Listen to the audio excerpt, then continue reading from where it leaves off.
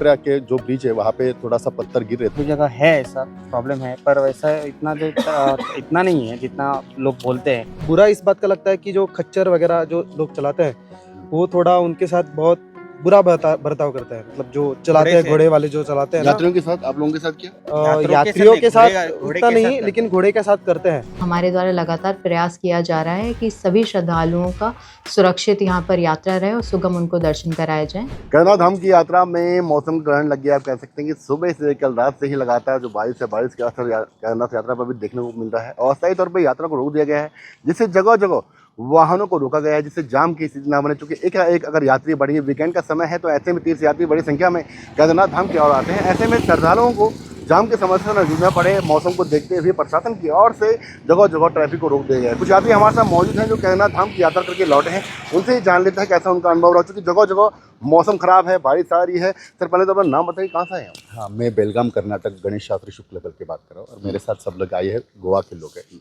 और यात्रा बहुत अच्छी हुई है। मौसम खराब है, देखो आपने जो कहाँ रुके थे कल रात? हम लोग कल सोनप्रयाग में रुके थे एक होटल में।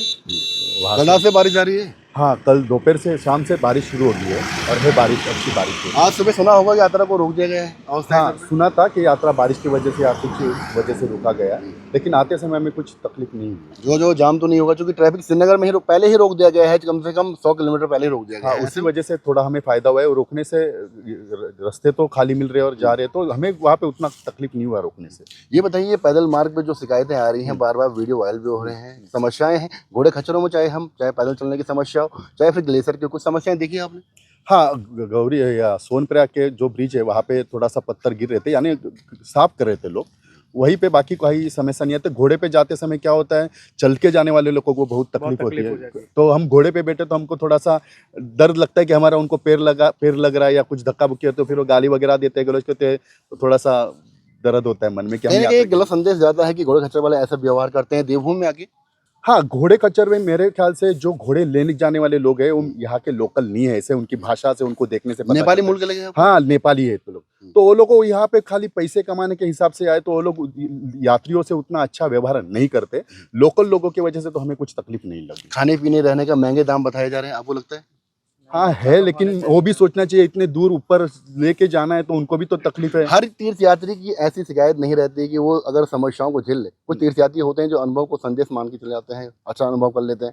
कुछ लोगों को दिक्कतें होती हैं। क्या मानते हैं आप, हर किसी को दिक्कतें नहीं हो रही है?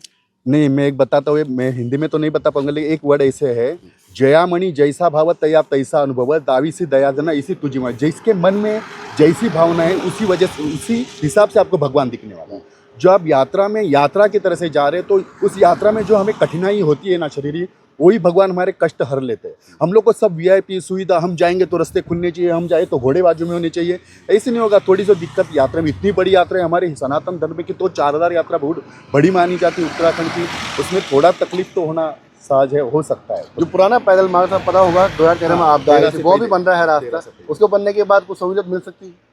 हाँ, क्योंकि वो भरा चढ़ाई का रास्ता है, इसके लिए जाने के लिए लोग थोड़ा सा ये विचार करते हैं, जाते नहीं, किचकिचाते हैं। लेकिन वो रास्ता अच्छी तरह से शुरू हो जाएगा तो ये जो दुविधा हो रही है, लोगों को तकलीफ हो रही है ना, वो कम हो जाएगी। आप बताइए, कैसा अनुभव रहा आपका?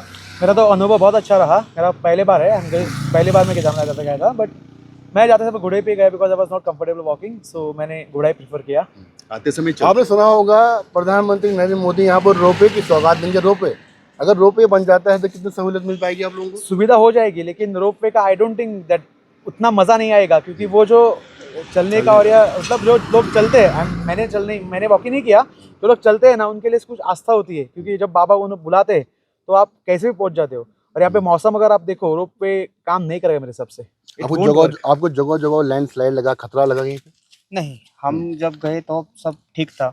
कह रहे पैदल मार्ग पे ग्लेशियर भी है, जगह टूटा फूटा है पैदल मार्ग पे क्षतिग्रस्त से। नहीं, बहुत अच्छा है। थोड़ी जगह है ऐसा प्रॉब्लम है, पर वैसा इतना नहीं है जितना लोग बोलते हैं। बहुत अच्छा है। हम नीचे उतरते हैं तो अच्छा उतर रहे। आप बताइए, आप कहाँ से हैं? मैं गोवा से हूँ, मेरा नाम तुषार देवस्कर है। मैं भी पहली बार ही केदारनाथ यात्रा पे आया हूँ और यात्रा मुझे बहुत अच्छी लगी। लेकिन सिर्फ बुरा इस बात का लगता है कि जो खच्चर वगैरह जो लोग चलाते हैं वो थोड़ा उनके साथ बहुत बुरा बर्ताव करते हैं, मतलब जो चलाते हैं, घोड़े वाले जो चलाते हैं ना, यात्रियों के साथ, आप लोगों के साथ क्या? यात्रियों के साथ उतना नहीं, लेकिन घोड़े के साथ करते हैं वो। सिर्फ मुझे बुरा लगा, मतलब पशुओं के साथ अत्याचार करते हैं। हाँ, पशुओं के साथ।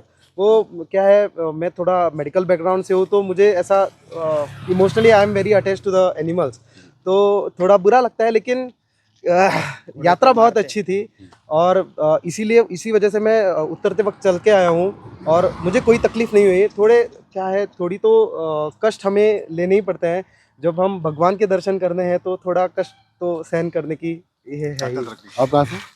जी, मेरा नाम प्रथमेश वेडिंग है, मैं भी गोवा से हूँ। मेरा आप ये बताइए कि मौसम खराब होता है पहाड़ों में, डर लगता है तो कुछ? नहीं, डर नहीं लगता, एक एडवेंचरस मतलब थोड़ी मज़ा भी आता है, कुछ सीन वगैरह देखने को मिलते हैं, लेकिन ऐसा कुछ डर वगैरह नहीं लगा मौसम के यात्रा बारे में में। अनुभव कैसा रहा?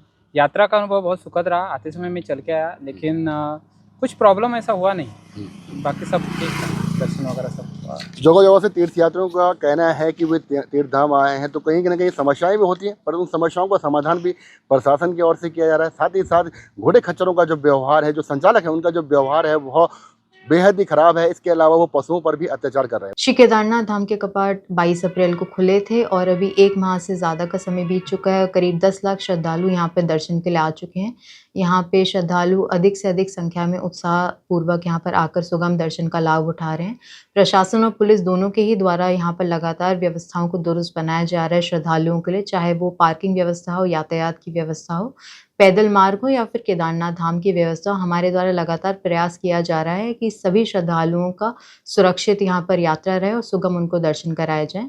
जो हमारी प्रशासन की टीम है वो और पुलिस की टीमें जो अतिरिक्त हमारे यूनिट्स हैं, चाहे एसडीआरएफ के हों, चाहे आपदा की डीडीआरएफ की टीम्स हो, एनडीआरएफ की टीम्स हो, सीएपीएफ्स की टीम हो, वो यहाँ पर पूरे यातायात के रूट पर, पैदल मार्ग पर और श्री केदारनाथ धाम में भी लगी हुई हैं, ताकि सभी श्रद्धालुओं के लिए यात्रा सुरक्षित बनाई जा सके। देखिए, कुछ मामले संज्ञान में आए थे जहाँ पर घोड़ा और खच्चर के जो संचालक हैं, हॉकर्स हैं, उनमें वाद विवाद की स्थिति उत्पन्न हुई थी और मारपीट की घटना भी संज्ञान में आई थी। इसमें पुलिस द्वारा तत्काल एक्शन लिया गया है। 2 ऐसे मामले संज्ञान में आए थे जिसमें 8 लोगों को हमारे द्वारा शांति भंग की जिनमें कार्रवाई की गई है और इसी के साथ साथ इनके लाइसेंस निरस्तीकरण के लिए भी संबंधित विभाग को रिपोर्ट प्रेषित की गई है। खबरों की रणभूमि में यहाँ शोर नहीं, सोच लड़ती है। जहां शब्द नहीं, फैक्ट्स वार करते हैं और हर सवाल खोलता है सच की नई परत।